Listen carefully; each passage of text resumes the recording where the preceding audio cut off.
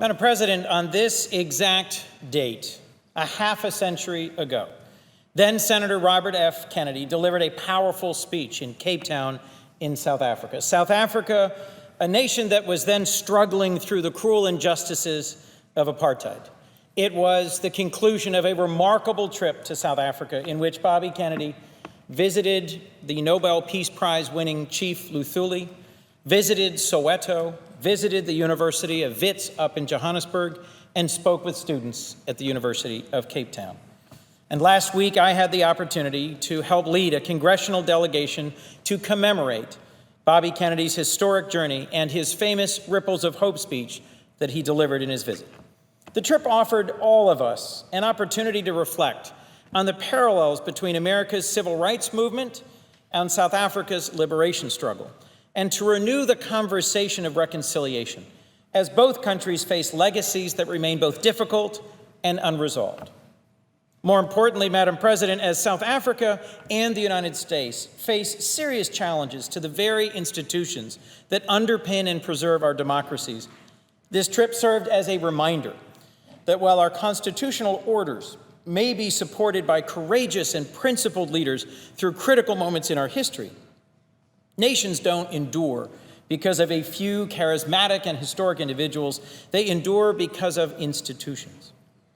I was honored to be joined on this trip by a bipartisan group of colleagues from the House of Representatives, including, most importantly, Congressman John Lewis of Georgia, a hero of America's own civil rights movement, and Democratic Whip Steny Hoyer of Maryland, and 5 others. There was also a Ripples of Hope delegation that traveled alongside us that included RFK's children, Kerry Kennedy and Rory Kennedy.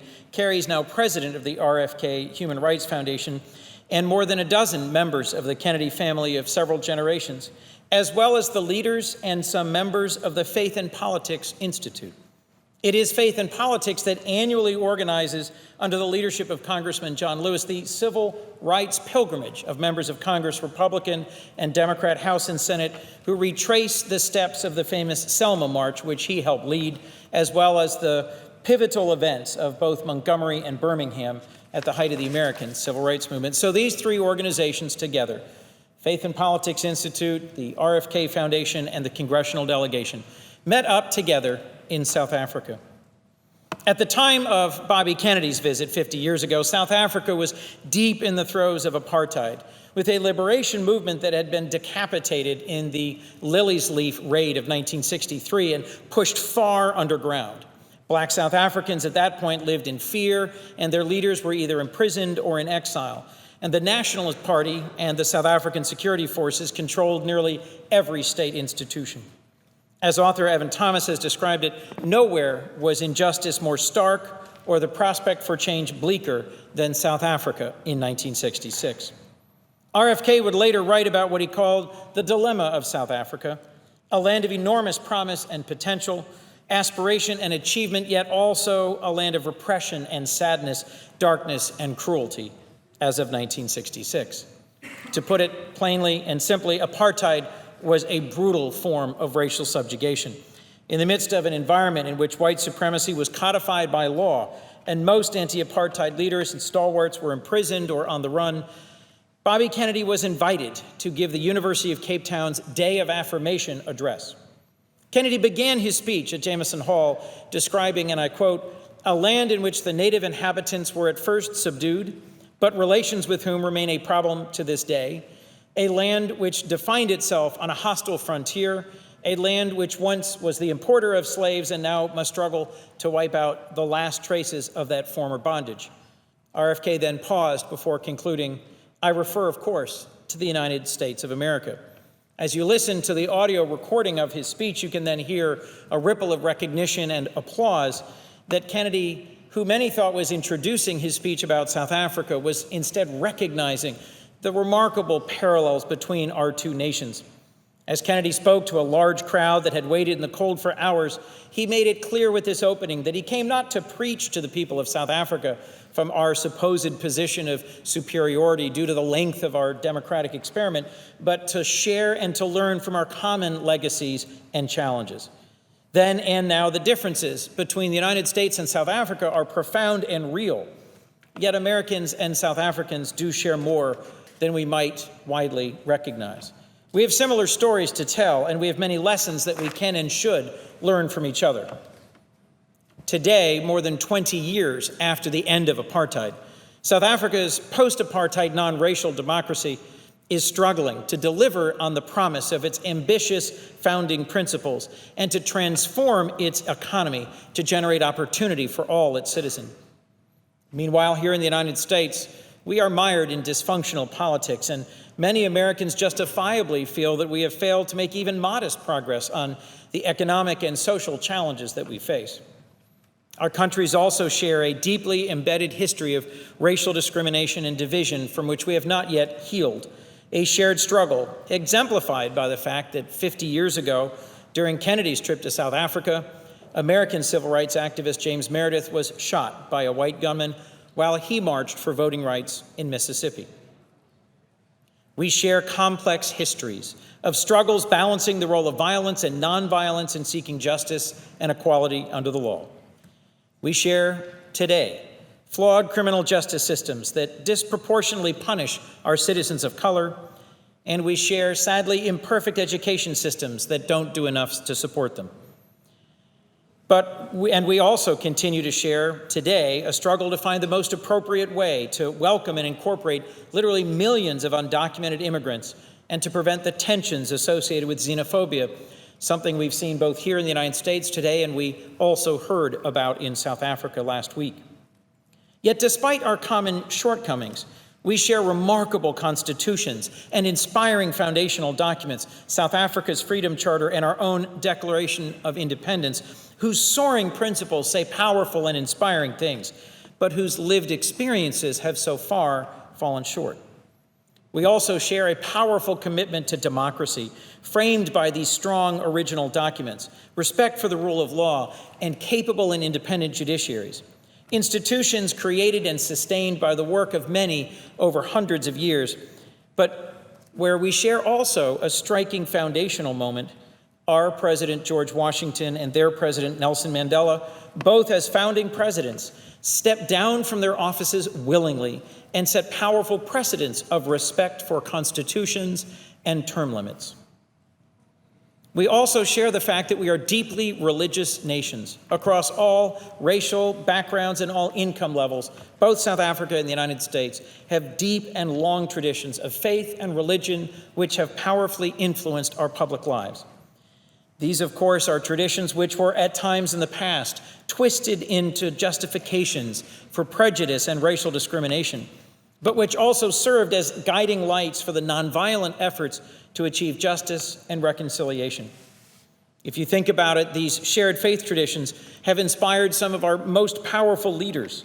Congressman John Lewis, who was with us on this trip, who was himself beaten, bloodied, and arrested 40 times in the streets of the South fighting for equality under the law, who led the Student Nonviolent Coordinating Committee, and who, as the leader of the March on Selma in 1966, encountered state troopers armed with guns and tear gas and clubs wrapped in barbed wire as he crossed the Edmund Pettus Bridge and simply said before the onslaught that later became known as Bloody Sunday, quote, "Let us pray."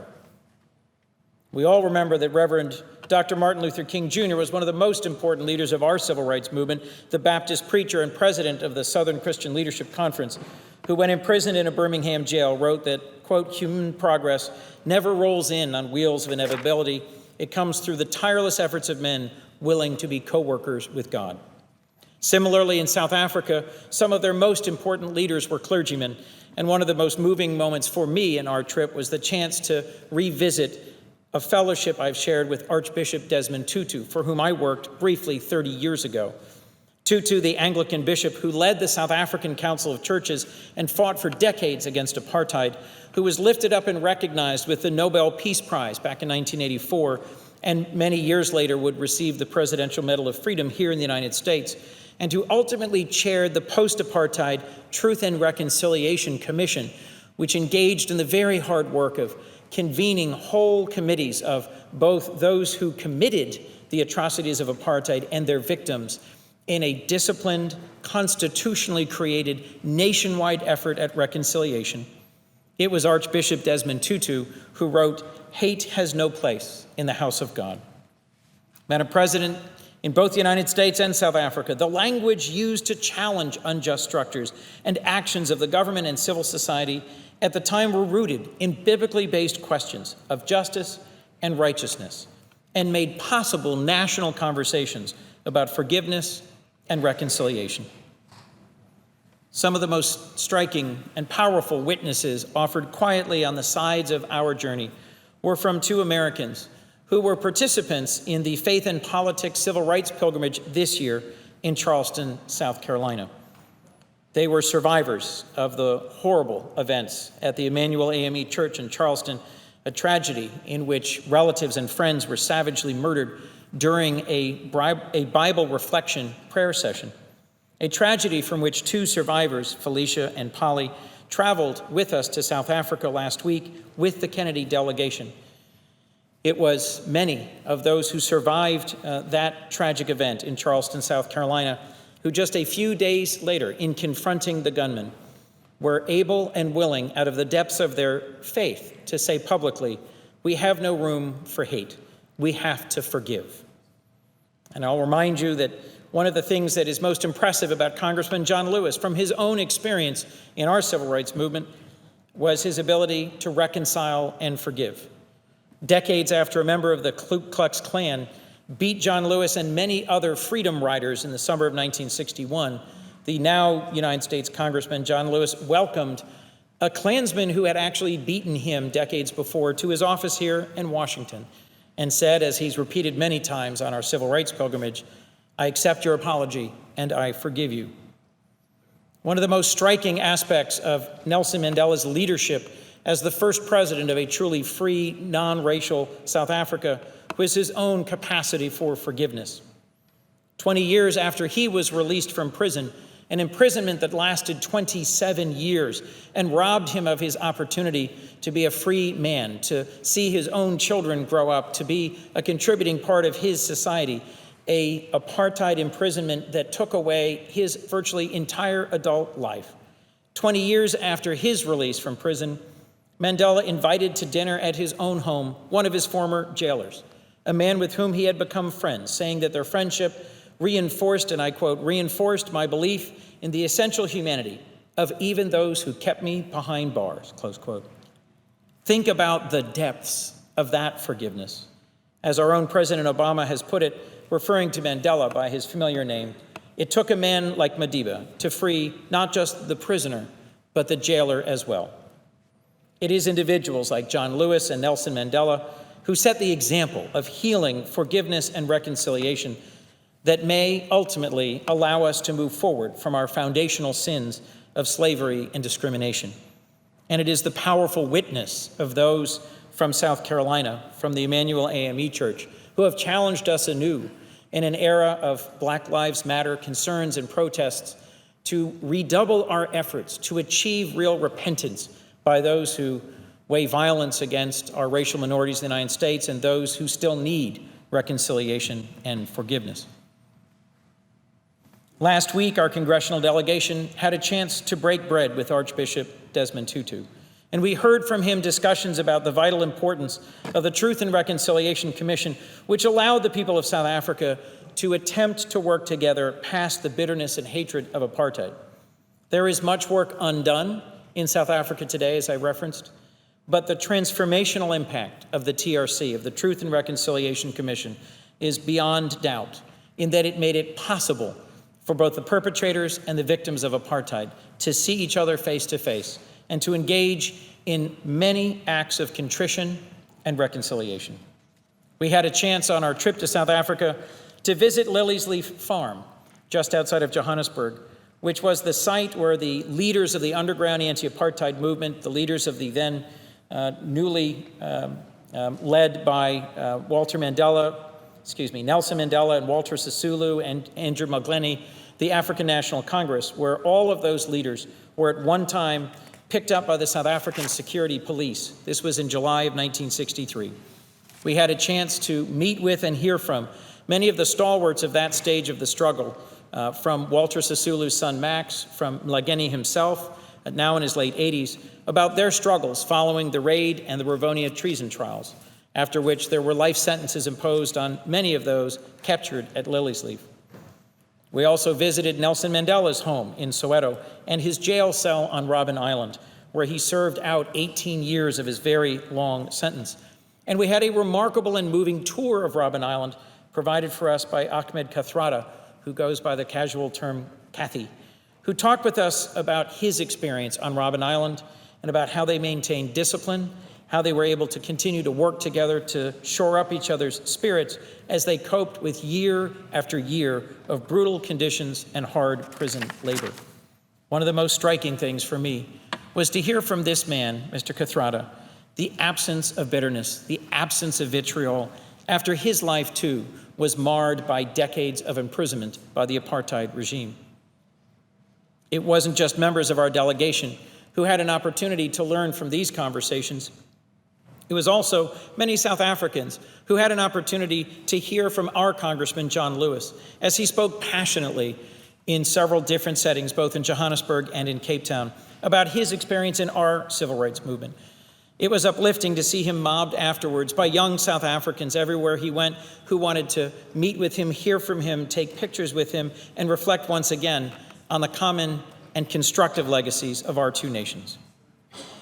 As we look back at 50 years, we see from the struggles of people like John Lewis and Nelson Mandela that while progress is possible, RFK's observation that, quote, humanity sometimes progresses very slowly indeed remains true, and humanity has much more work to do. Today in South Africa, over half the black population lives in poverty, compared to less than 1% of the white population. Average annual household income is over $25,000 for white South Africans, yet barely $4,000 for blacks. South Africa's unemployment rate is 7% for whites and over 30% for blacks, and much higher in the townships and for younger South Africans. Even when black students make it to South Africa's universities, like the University of Cape Town, they're much less likely to graduate. I have many more statistics I could quote, but by important measures, inequality between whites and blacks has actually increased since the end of apartheid in South Africa in 1994. But these disparities, Madam President, are not unique to South Africa. A Pew Research Center study found that in 2013 in the United States, white households had a median worth 13 times greater than that of our African-American households, the largest discrepancy in decades in our country. And our Department of Education recently found that compared to white students, black students in America are far less likely to have access to preschool, advanced high school courses, are much more likely to be suspended, and are much less likely to complete college. These divides sadly extend to our legal system as well. On average, black men in America receive sentences 20% longer than white men who commit identical crimes. The population of my home state of Delaware is 22% black, yet 2/3 of our prison population is African American. Behind all these challenging and difficult statistics lies the very real challenge of how to be true to our foundational values and yet find a path forward that creates both growth and empowerment, opportunity and progress for the peoples of both our countries. By any measure, we have more work to do. Echoing the words of Congressman Lewis, we have come a great distance, but we have a great distance farther to go. Madam President, in that June 6 address 50 years ago, Bobby Kennedy described the plane that brought him to South Africa from which, quote, we could see no national boundaries, no vast gulfs or high walls dividing people from people. Today, globalization has proven that the boundaries between us and them, whether by race or religion, party or nationality, are indeed what RFK called them, illusions of differences. Still, we need to find the courage and the strength to tackle these problems, to not fall victim to the forces of apathy and complacency. We must find solutions that work for each country in its own context. Exactly 50 years ago today, Madam President, Bobby Kennedy told South Africans, few will have the greatness to bend history, but each of us can work to change a small portion of the events, and then the total of all these acts will be written in the history of this generation. That, in some ways, was the enduring power of his best-known quote from that speech about how each man, each individual, man or woman, who stands up for an ideal, acts to improve the lots of others, or strikes out against injustice, sends forth a tiny ripple of hope. And all those ripples in combination can form a wall of water which knocks down even the greatest of impediments to progress and justice, such as the walls of apartheid. Madam President, it was these very ripples that sent forth hope to all South Africans in 1966 when Bobby Kennedy spoke. It was these ripples that sustained Mandela's struggle over decades and that prompted the son of an African immigrant to America to take his first steps towards a career in public service, a decision that ultimately brought him to our presidency today. It was the same commitment to equality and justice that led me 30 years ago to travel to South Africa and work for the Council of Churches there, under the tutelage of both Reverend Paul Verreynne and Archbishop Desmond Tutu. And it was this same experience reflected in Bishop Tutu's phrase, Ubuntu, the distinctly South African idea that, as President Obama has put it, we are all bound together in ways invisible to the eye, but that there is a oneness to humanity. I met a remarkable range of men and women, young and old, leaders of this generation and the last in South Africa in this past week, and was reminded in all of our conversations on Robben Island, at Lily's Leaf, with young entrepreneurs in Soweto, with business leaders trying to grow the economy and create opportunity, with those from every background in South Africa, that all of these men and women have fought that fight, sending forth ripples of hope that brought the mighty walls of apartheid crashing down and built a more equal nation in its place 20 years ago, and that have to continue to be part of this progress today and going forward. Bobby Kennedy's visit 50 years ago played a critical role in changing the tone and tempo of the anti-apartheid struggle at the time. Margaret Marshall, a student activist then in South Africa, recalled that at the time of his visit in 1966, quote, "The world seemed to ignore us. But Bobby Kennedy was different. He reminded us we were not alone, that we were part of a great and noble tradition, the reaffirmation of nobility and value in every human person. We felt alienated. It felt to me that what I was doing was small and meaningless, and he put us back into the great sweep of history." Last week, speaking at that same university at which her father provided this vital infusion of optimism a half-century ago, Carrie Kennedy told us these ripples of hope didn't have to come from governments or militaries or corporations. They can come from anyone, anywhere, from seemingly average people, just as was the case with Margaret Marshall 5 decades ago. Today, they come from us, from the citizens we represent across this nation and the people struggling across South Africa to find together a better and brighter future. In the months and years to come, the United States and South Africa can and should look to each other for lessons and inspirations as we continue to work to heal the damage of racial injustice, to reverse the trends of economic inequality, and protect our experiments in democracy. As South Africa prepares for upcoming elections, municipal elections in August, and as we prepare for our own national elections in November, both nations are entering periods in our electoral history where our institutions of democracy and governance are being challenged. Today, South Africa is showing just how important to the sustainment of democracy it is to have not just charismatic or world historical or forgiving heads of state or individuals leading churches, but also a very strong public protector, independent judiciary, vibrant media, and engaged electorate. In America and South Africa, I believe our institutions will protect and preserve our democracies. These institutions must be, of course, inspired, led by courageous and principled individuals like Senator Kennedy, like Congressman Lewis, like President Mandela. But, Madam President, nations don't endure because of individuals. Nations must endure because of strong institutions. 2 months after he returned to the United States, Kennedy reflected on his speech of 50 years ago today and said, quote, "I acknowledge the United States, like other countries, still had far to go to keep the promises of our Constitution. What was important," he said, "was that we were trying." And in 1991, when President Mandela came here to speak, he told an American audience, "I'm not a saint, unless you think of a saint as a sinner who keeps on trying." The people of the United States must keep trying to be true to our foundational values and documents, and the people of South Africa must as well. We must all keep on trying, as President Obama said, because action and ideas are not enough. No matter how right, they must be chiseled into law and institutions that will endure. We have a lot of trying left to do. And Madam President, from last week, I've concluded we have much to learn from each other and much to teach the rest of the world. So let us rededicate ourselves 50 years after Bobby Kennedy's speech gave hope to South Africa and the world to facing these challenges together.